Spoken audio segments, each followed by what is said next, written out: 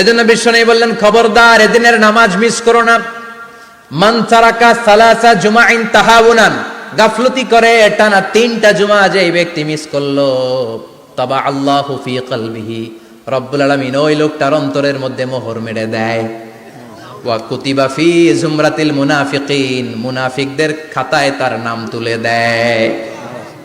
3টা জুমা যদি কেউ মিস করে, 2টা পানিশমেন্ট। এক হচ্ছে তবা আল্লাহু ফি কলবি, আল্লাহ অন্তরে মোহর মেরে দেয়। ভালো কথা ভাল লাগে না, নামাজ ভাল লাগে না, আজান ভাল লাগে না, ইসলাম ভাল লাগে না, শুধু মৌজ মাস্তি ভাল লাগে, গান বাজনা ভাল লাগে, এরকম আছে না নাই?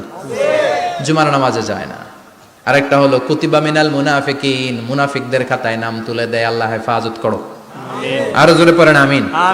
জুমার দিন আগে আগে মসজিদে আসবেন ইনশাআল্লাহ, সবাই রাজি? আসেন, আল্লাহ জুমার ব্যাপারে কি ওয়াজ আমাদেরকে করলেন আমরা শুনি। শুনতে রাজি? আল্লাহ বললেন, ইয়া আইয়ুহাল্লাযীনা আমানু ইযা নুদিয়া লিস-সালাতি মিন ইয়াউমিল জুমআতি ফাসআউ ইলা যিকরিল্লাহি ওয়া যারুল বাই', যালিকুম খায়রুল লাকুম ইন কুনতুম তা'লামুন। পড়েন না আল্লাহু আকবার। আল্লাহ বললেন, ও আমার মুমিন বান্দারা শোনো শোনো। আপনাদেরকে অ্যাড্রেস করে আল্লাহ বলছেন, ও আমার মুমিন বান্দারা শোনো, ইযা নুদিয়া লিস-সালাতি মিন ইয়াউমিল জুমআ, জুমার নামাজের আযান যখন দেয়া হয়, ফাসআউ ইলা যিকরিল্লাহ, আল্লাহর স্মরণে তোমরা ধাবিত হও। ওয়া যারুল বাই', কেনা বেচা বন্ধ করে দাও।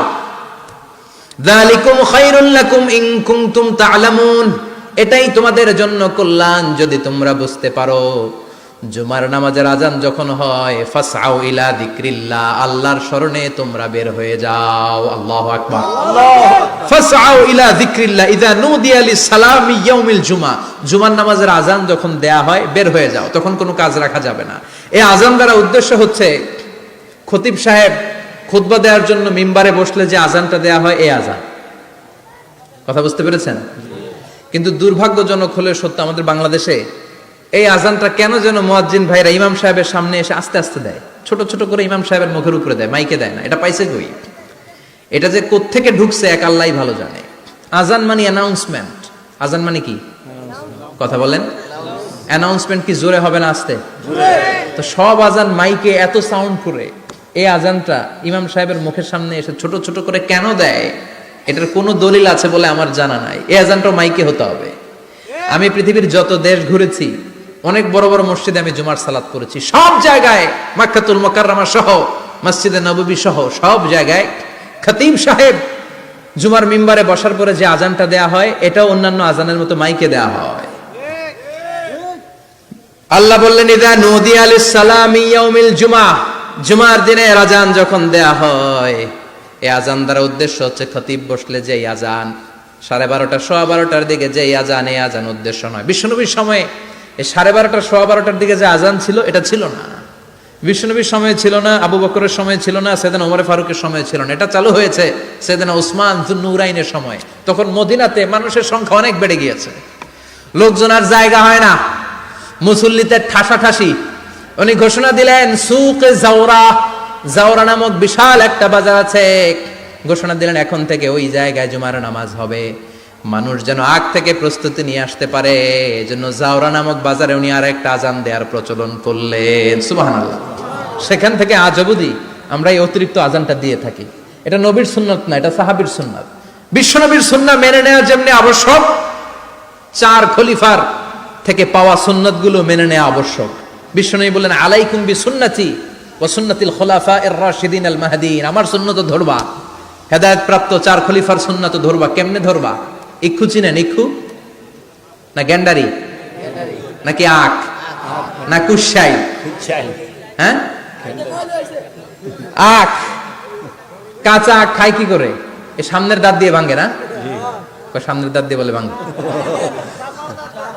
চাপার দাঁত দিয়ে, এই জায়গার দাঁত দিয়ে শক্ত করে ধরতে হয়। বিশ্বনবী বললেন, আব্দু আলাইহা বিন নওয়াজিজ, আমার সুন্নাত আর সাহাবীদের সুন্নাতকে চাপার দাঁত দিয়ে আঁকড়ে ধরো, যাতে ছুটে না যায়। চিল্লায় পড়েন আল্লাহু আকবার, আল্লাহু আকবার।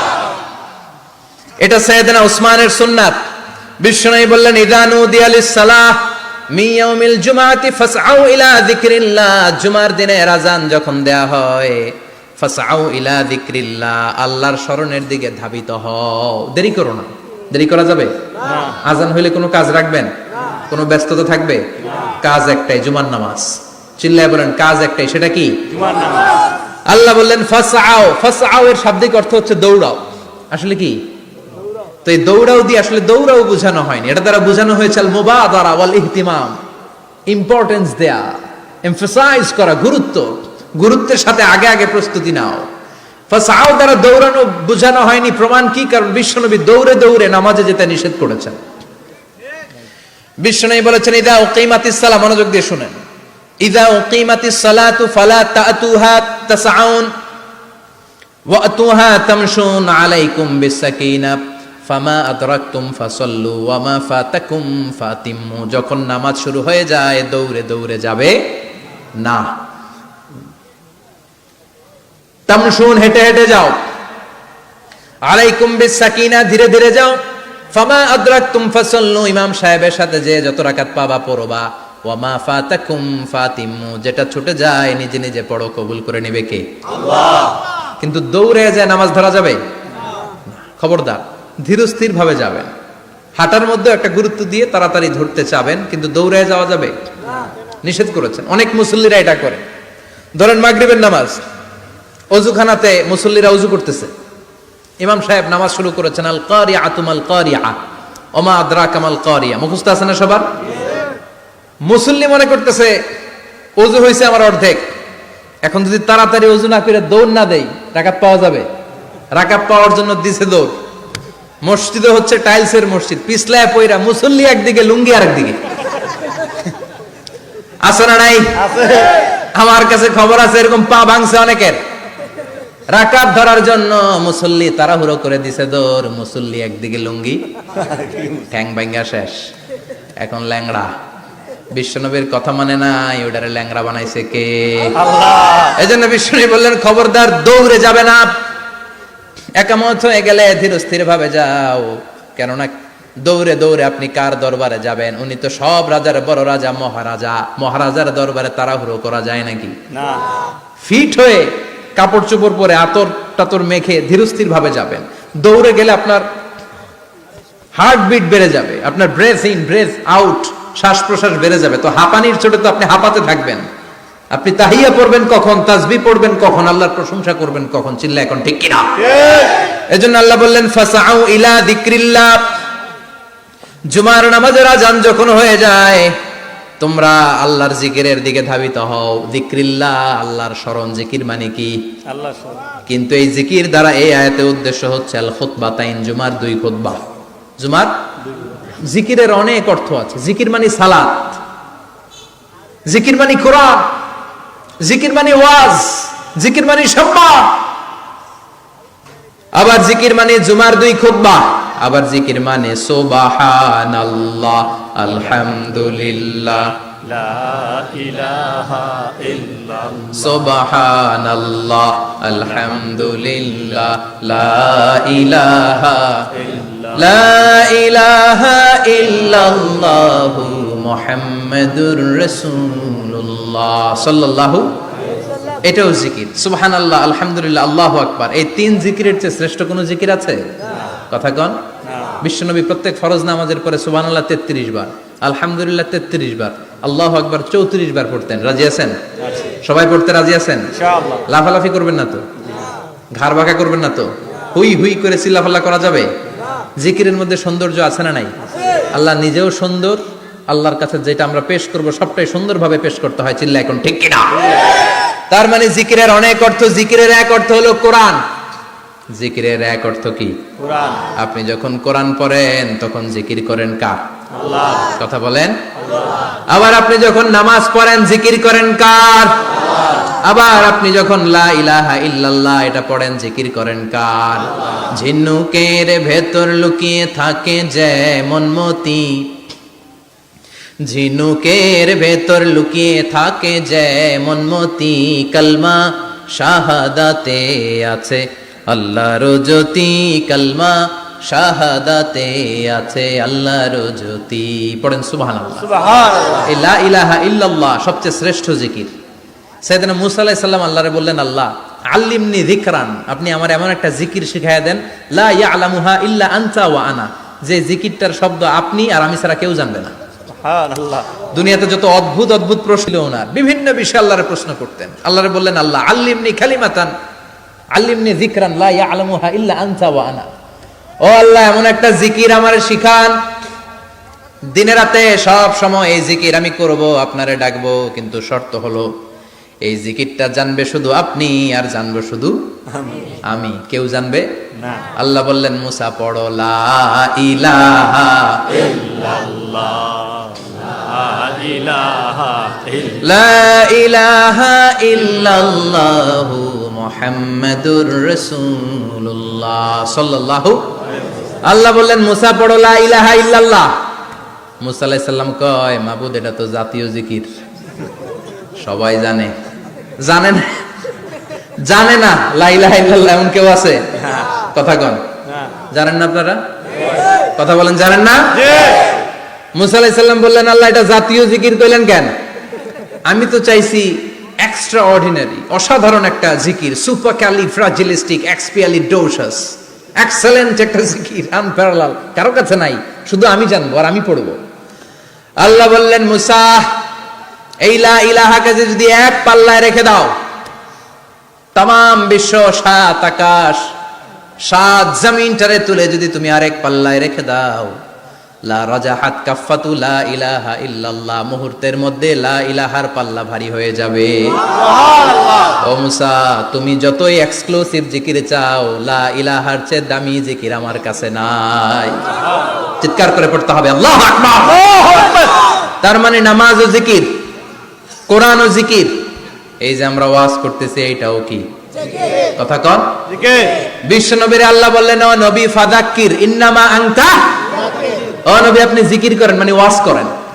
ইন্নামা আনতা মুযাক্কির, ও নবী আপনি ওয়াজ করে শোনান। লাস্তা আলাইহিম বিমুসাইতির, আপনারে দারোগা বানিয়ে পাঠাই নাই, আপনি শুধু ওয়াজ করেন। কার কথা?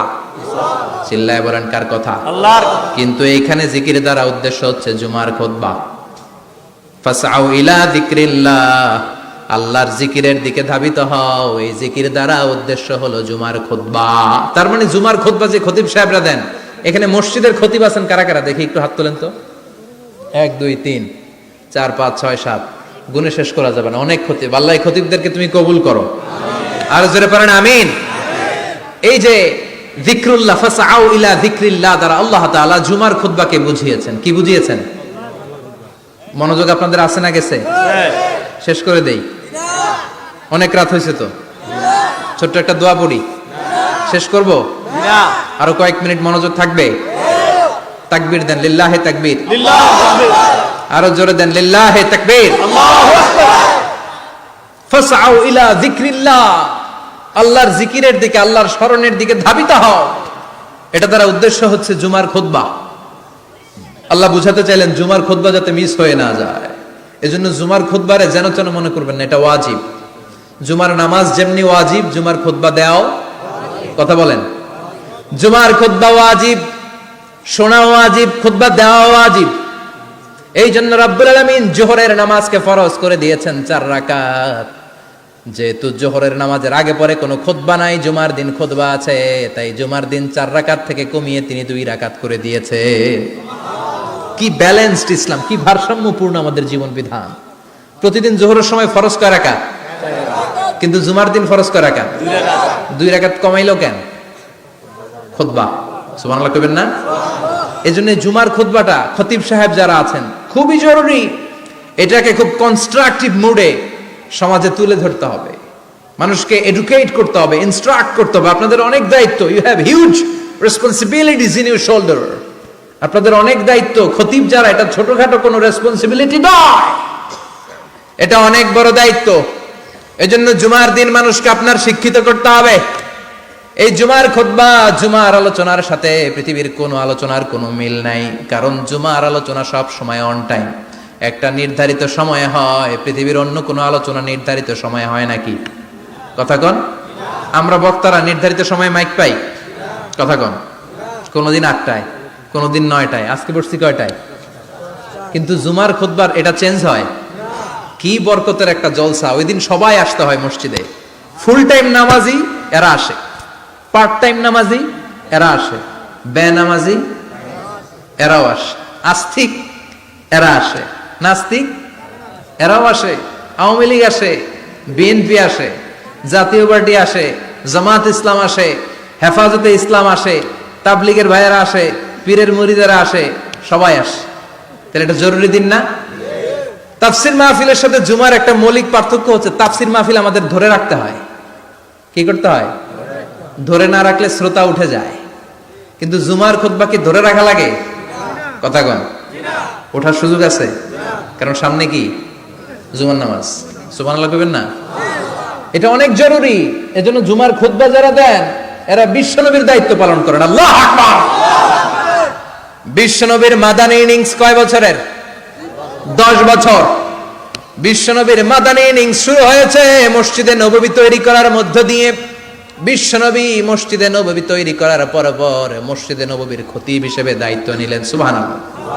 বিশ্বনবী একটা, দুইটা, পাঁচটা, 10টা না, মসজিদে নববীতেই 10 বছরের ইনিংসে 500টারও বেশি জুমার খুতবা দিয়েছেন। সুবহানাল্লাহ। বাড়িতে যায় বললেন কত খুতবা? 500রও বেশি খুতবা দিয়েছে। মদিনার সমাজটা এমনি জান্নাতি সমাজ হয় নাই। মদিনার সোসাইটিটাকে জান্নাতি সমাজ বানানোর জন্য বিশ্বনবীকে 500টা বক্তব্য দিতে হয়েছে। চিল্লায় পড়েন আল্লাহু আকবার। প্রতি সপ্তাহে যে আয়াতগুলো নাজিল হতো বিশ্বনবী এগুলো নিয়ে কথা বলতেন। এই সপ্তাহে যে সমস্ত আয়াতগুলো নাজিল হলো ওই আয়াতগুলো নিয়ে বিশ্বনবী জুমার দিন খুতবার মধ্যে কথা বলতেন।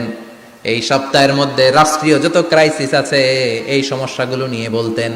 এই সপ্তাহে সমাজের মধ্যে বড় বড় যত ঘটনাগুলো ঘটে গেল এগুলো নিয়ে বিশ্বনবী জুমার দিন কথা বলতেন। সুবহানাল্লাহ।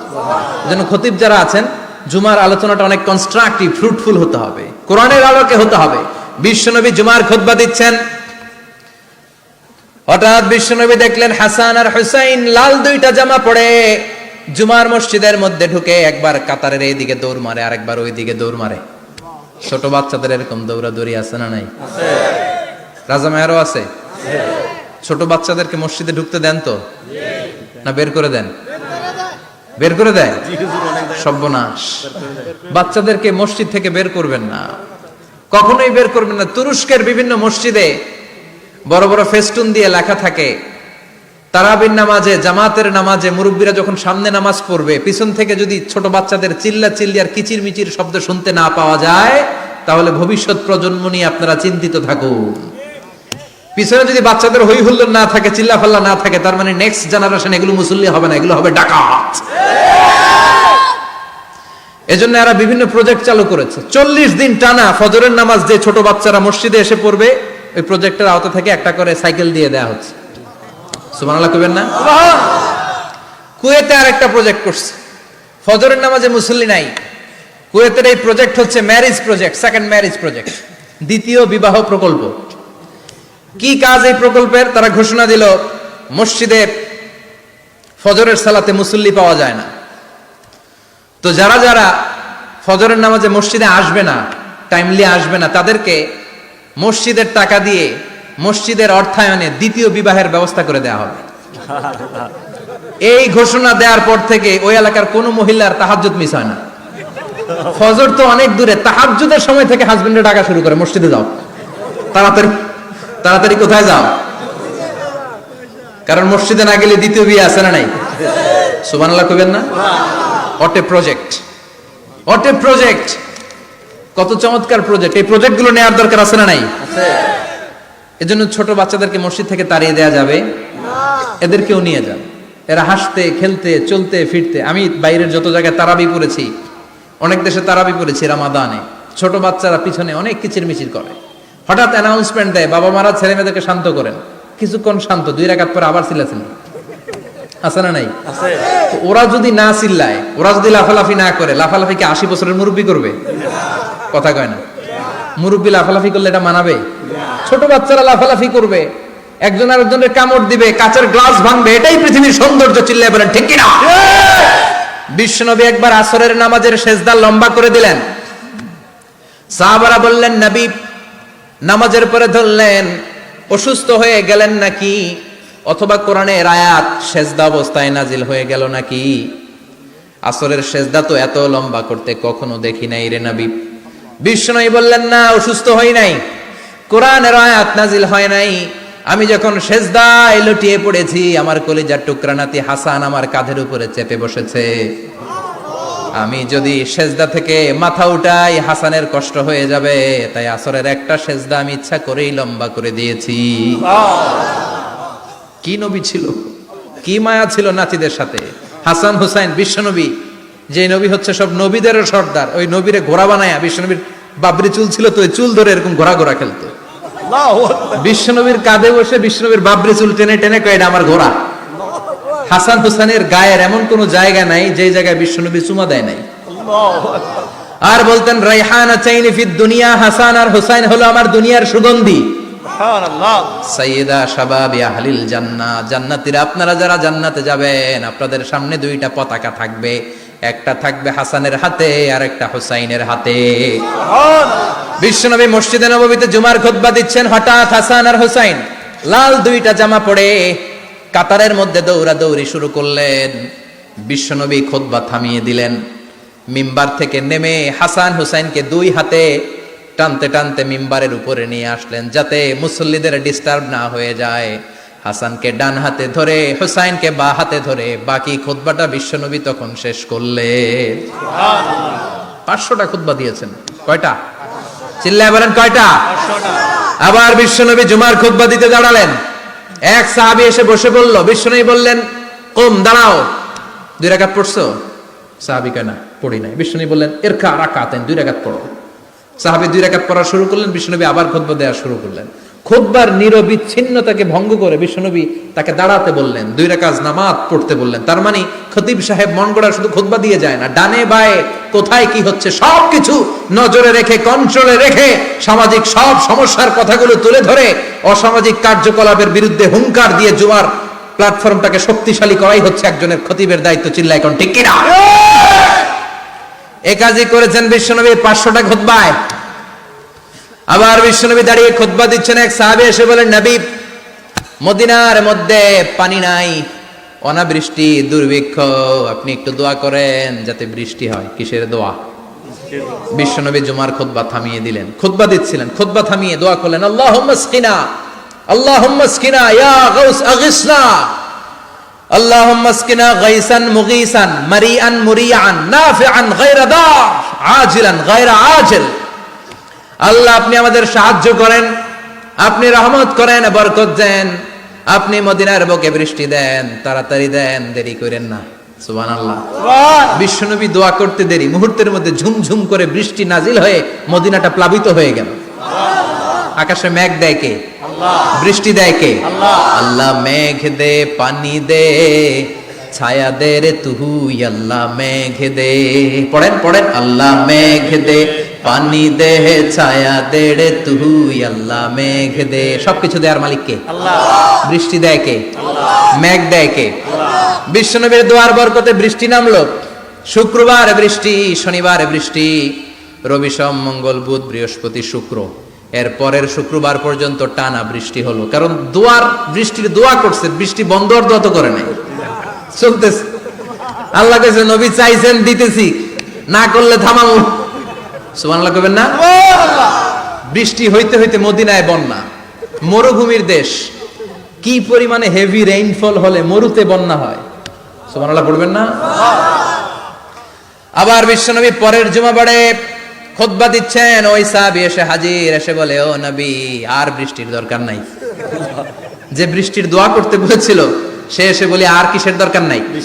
চিল্লায় বলেন, কিসের দরকার নাই? ও নবী, আর বৃষ্টির দরকার নাই, এবার বৃষ্টি বন্ধের দোয়া করেন। বিশ্বনবী আবার হাত তুলে বললেন, আল্লাহুম্মা হাওয়ালাইনা ওয়ালা আলাইনা, মানে আল্লাহ, আপনি বৃষ্টি দেন, তবে এই এলাকায় না, ডানে বায়ে সামনে পেছনে চারদিকে দেন। সাহাবীরা মসজিদ থেকে বের হয়ে দেখে মদিনার চারদিকে এরকম গোল একটা চাকতি, এই চাকতি দিয়ে নীল আকাশ দেখা যায়, আর ডানে বায়ে সামনে পেছনে প্রচন্ড ঝড় ঝন্ডার বৃষ্টি। মদিনার আকাশে এক ফোঁটাও বৃষ্টি নাই। চিল্লায় এখন সুবহানাল্লাহ। এগুলো হচ্ছে বিশ্বনবীর খুতবার বরকত। 500টা খুতবা দিয়েছেন, এজন্য খতিব সাহেবরা ভালো করে খুতবা দেওয়ার দরকার আছে না নাই? আল্লাহ বললেন ইদা নুদিয়া লিস-সালাতি মিন ইয়াউমিল জুমআতি ফাসআউ ইলা যিকিরিল্লাহি ওয়া যারুল বাই। জুমার আযান যখন হয়ে যায়, জুমার নামাজ পড়তে যাও, বেচা কেনা বন্ধ করে দাও। কার কথা? আল্লাহ। Close the shop, shut down the shop, close the market. Market বন্ধ, দোকানের শাটার নামাও, ক্যাশ বক্সে তালা ঝুলাও, ব্যবসা প্রতিষ্ঠান, মার্কেট সবগুলো বন্ধ করে একজনের জিকিরের দিকে ছুটবা। তিনি কে? অল্প 1-1.5 ঘন্টার জন্য যদি ব্যবসা বন্ধ রাখেন, পরে যখন আবার দোকান খুলবেন, জুমার বরকতে ব্যবসা বাড়িয়ে দিতে পারে কে? এরপর আল্লাহ বললেন ফাইদা কুদিয়াতিস সালাতু ফান্তাশিরু ফিল আরদি ওয়াবতাগু মিন ফাদলিল্লাহ ওয়াযকুরুল্লাহা কাসীরান লাআল্লাকুম তুফলিহুন। যখন নামাজ শেষ হয়ে যায়, ফাইদা কুদিয়াতিস সালাতু ফান্তাশিরু ফিল আরদ, জুমার নামাজ যখন শেষ হয়ে যায়, জামাতের নামাজগুলো যখন শেষ হয়ে যায়, ফান্তাশিরু ফিল আরদ, জমিনে ছড়িয়ে যাও, ওয়াবতাগু মিন ফাদলিল্লাহ, আল্লাহর কাছ থেকে ফজল তালাশ করো, মানে রিজিক তালাশ করো। কার কথা? আল্লাহ। নামাজ শেষ, মসজিদে থাকবেন? কই যাবেন? কথা কন, জোরে কন। নামাজের সময় ঢুকবেন কই? নামাজ শেষে যাইবেন কই? আবার বলেন আজান হলে ঢুকবেন কই? আজান শেষ, নামাজ শেষ, যাবেন কই? কুদিয়াতিস সালাহ ফান্তাশিরু ফিল আরদ, এটা হচ্ছে ইসলামের বিধান। মসজিদে গোল হয়ে বসে থাকার কোনো বিধান নাই।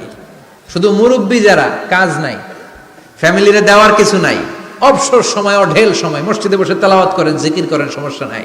কিন্তু যুবক যারা, নামাজের পরে সমাজকে উপহার দিবা, রাষ্ট্রকে অনেক কিছু উপহার দেওয়ার আছে, তোমার ফ্যামিলির প্রতি অনেক দায়িত্ব আছে, কর্মক্ষম কেউ নামাজের পরে মসজিদে অলস সময় কাটানো যাবে না।